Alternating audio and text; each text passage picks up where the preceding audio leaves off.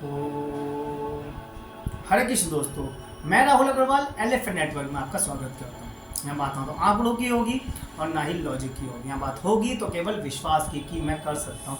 अगर आपके अंदर भी ये विश्वास जाग गया कि मैं कर सकता हूँ तो आप दुनिया का कोई भी लक्ष्य प्राप्त कर सकते हैं।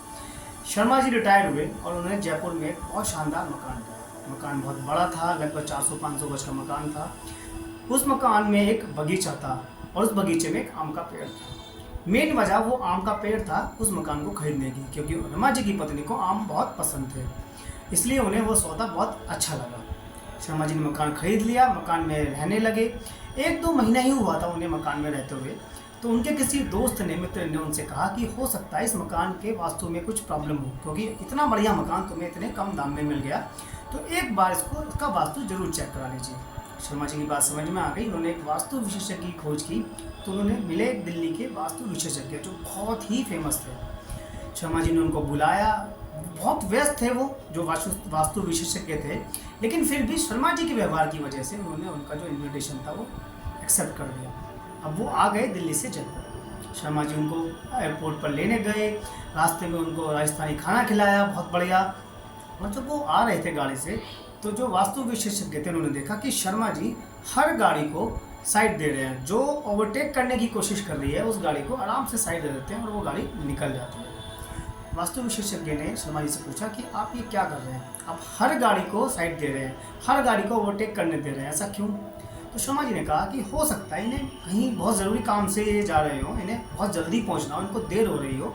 अगर मैं इनको साइड ना दूँ तो हो सकता है इनका वो काम बिगड़ जाए, और अगर मैं 5 मिनट लेट भी पहुँच गया तो कोई बहुत बड़ी बात प्रॉब्लम होने की नहीं है। बस मेरी वजह से किसी को कोई प्रॉब्लम होनी नहीं चाहिए। अब वास्तु विशेषज्ञ कुछ बोले नहीं, बस मुस्कुराकर बैठे रहे। अब शर्मा जी आ रहे थे, जब घर के पास पहुँचे तो जो गलियाँ थी वो छोटी होनी शुरू हो गई।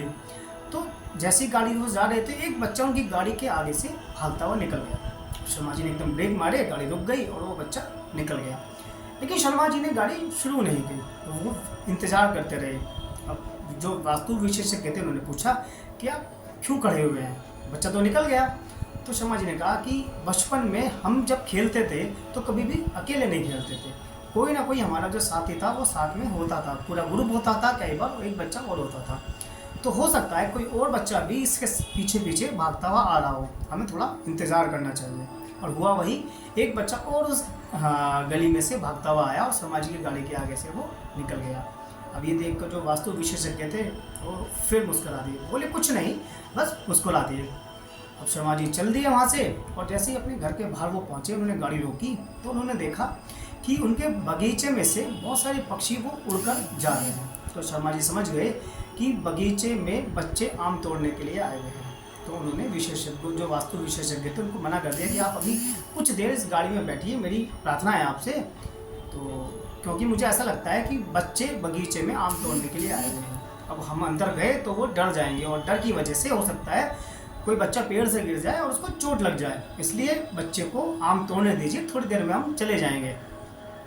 इतना सुनने के बाद जो वास्तु विशेषज्ञ थे वो मुस्कुराए और बोले, शर्मा जी एक बात बोलूं, आपके घर का वास्तु बिल्कुल ठीक है, इसमें कोई भी प्रॉब्लम नहीं है। अब शर्मा जी चौंक गए, तो बोले अब क्या बात कर रहे हैं, आप दिल्ली से अभी मेरे साथ आए हैं, आपने घर देखा भी नहीं, हम घर में घुसे भी नहीं, और आप कह रहे हैं बिना देखे हुए कि मेरे घर का वास्तु है वो बिल्कुल ठीक है।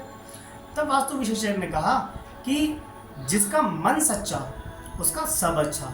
जब आपके विचार इतने अच्छे हैं तो आपके घर का वास्तु खराब हो ही नहीं सकता। दोस्तों, अगर हम अपने मन को सच्चा करेंगे तो लाइफ में हमारे साथ भगवान कभी भी बुरा नहीं होने देगा। आशा करता हूँ ये कहानी और इस कहानी से मिलने वाला मैसेज आपको पसंद आया होगा।